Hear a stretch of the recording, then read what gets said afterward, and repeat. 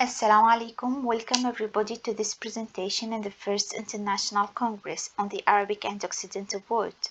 I'm Dr. Khir-Allah, Sociolinguistic Professor at University of Madrid, postdoctoral researcher at Complutense University of Madrid. I'm a member of the Project Quest, Qualifying Unification in Europe for Shifting Trust, a comparative research on Muslims' responses to the politics of threat in France, UK, Spain, and Norway. I am author of the book Framing Hijab in the European Mind.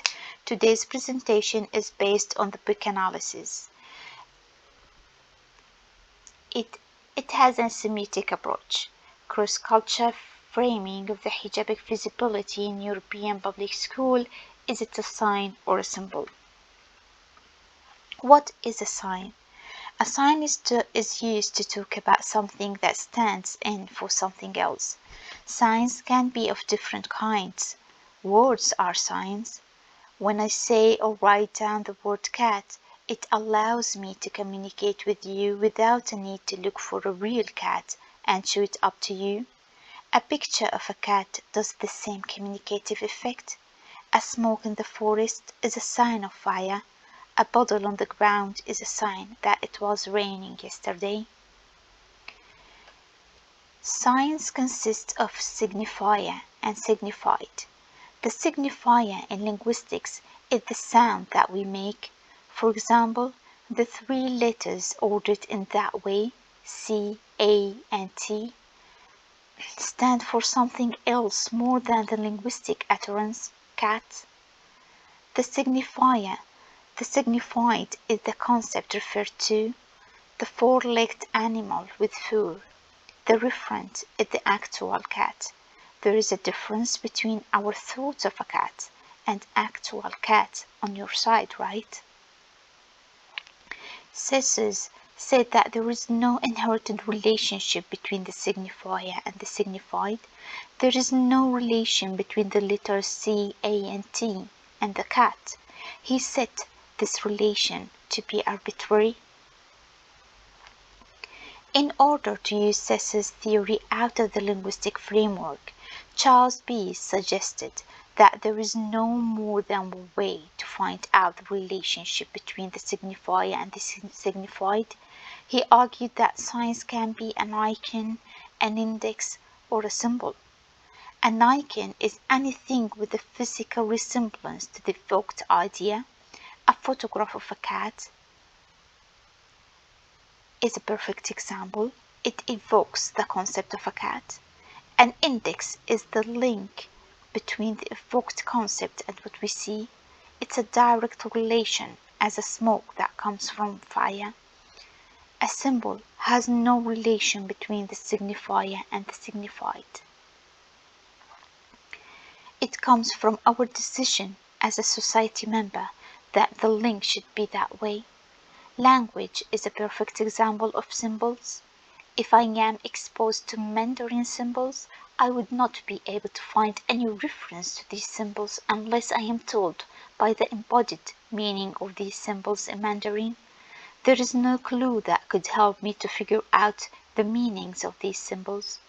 Traffic lights are a good example too. There is no inherited link between the green light and the fact that cars should go, and the red light and the fact that cars should stop. The relationship between these lights and their meanings is established by our society, and it is globally adopted.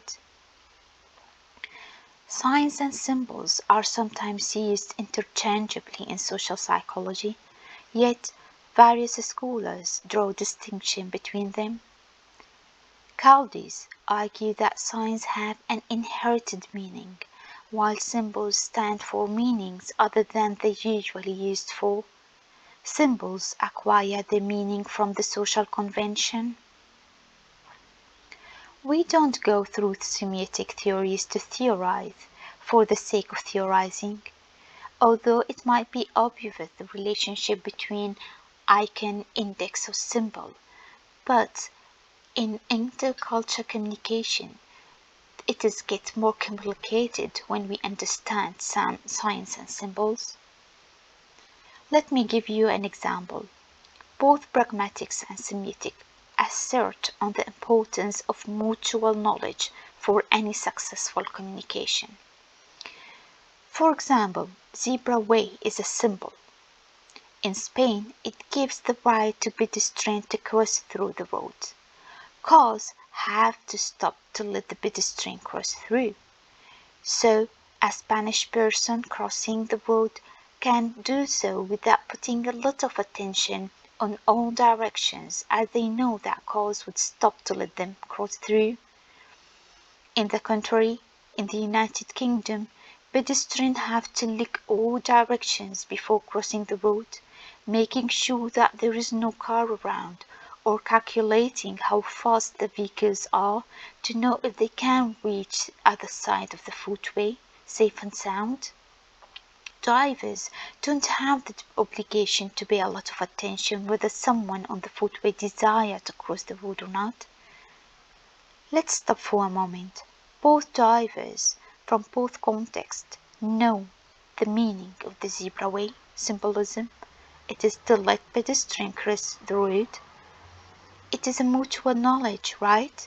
Now imagine that a British driver drives through Spanish road without formal knowledge on what the zebra way means for Spanish pedestrian. Results is going to be disastrous because mutual knowledge doesn't necessarily mean comprehension. If we receive mutual knowledge on culture sign or symbol and we process this knowledge within our culture frame of reference, we will miss the point. In intercultural communication, we all need to activate our conscious thoughts to distinguish between the minority-related values and their culture sign, and our understanding of these signs from our own values. Alvi stated that hijab is not a merely piece of fabric that has no meaning. The hijab is not a symbol that needs social consensus upon its meaning. She argues that there should be no separation between the hijab sign and its inherited reference.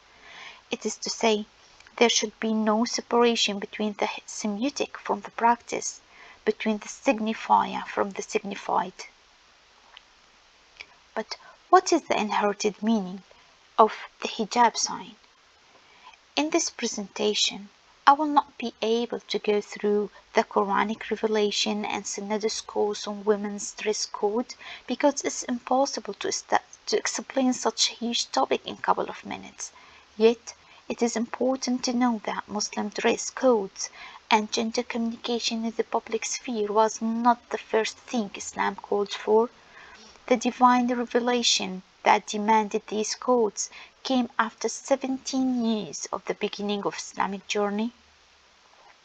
Besides, these codes in dress and behavior are not restricted to women.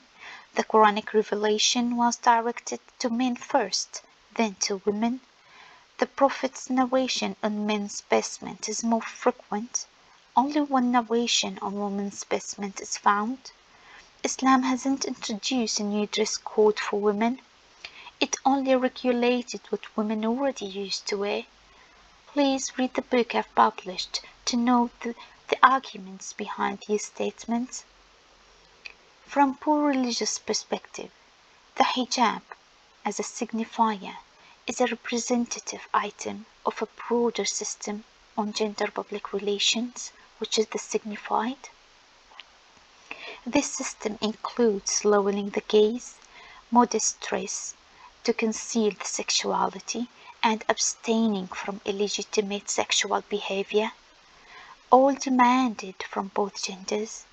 Within this system, Islam acknowledges the biological differences between genders as much as it acknowledges that women's bodies are more likely to be sexualized than men's body. The hijab is a sign because it has its inherited meaning by reducing women's sexuality in the public sphere.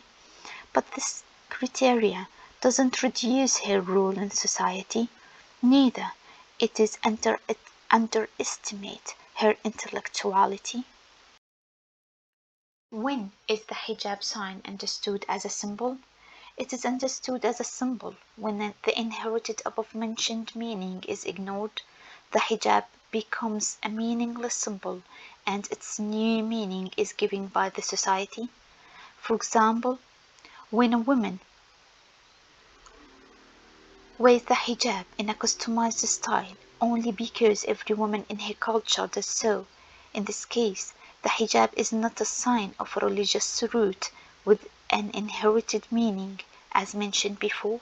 It is a culture symbol that stands for belonging, and practicing it is a matter of being identified by a member of that community.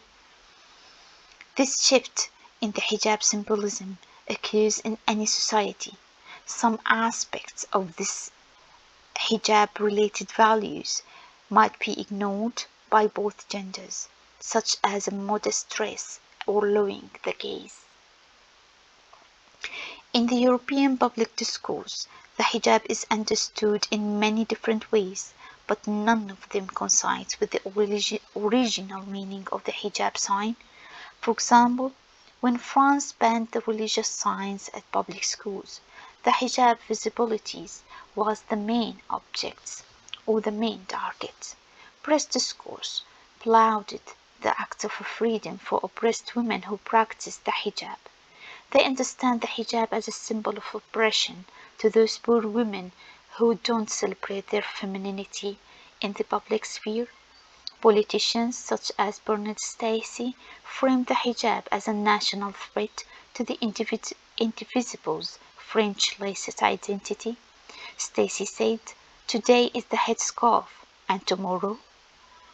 The hijab is seen as a symbol of threat to the national identity and security, a symbol of colonialism resistance related to the colonial relationship between France and the Muslim world, especially Algeria.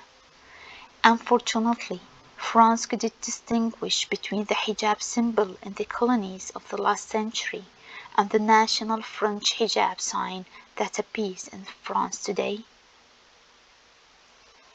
British and Spanish press discourse understand the hijab sign as a meaningless symbol too. They attach different meaning to it, such as it is a symbol of women's discrimination because only women have to practice it. Spanish and British discourse sometimes acknowledge the religious frame of reference of the hijab when they establish the link between the hijab, extremism, and political Islam. They understand the hijab as a symbol of the enemy, the other. In these two framings of the hijab, there is a mutual knowledge. It is a discriminative religious demand, but the mutual knowledge doesn't mean comprehension.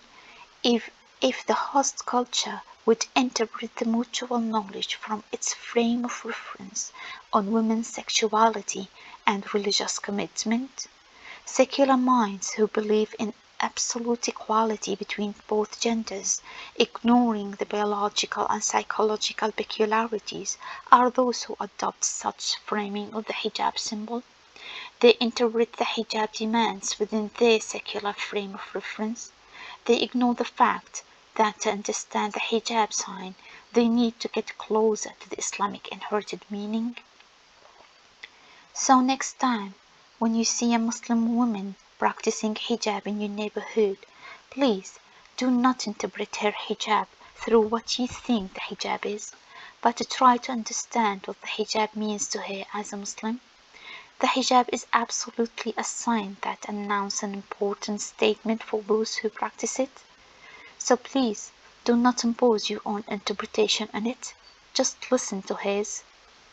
Thank you very much for continuing the video till the end.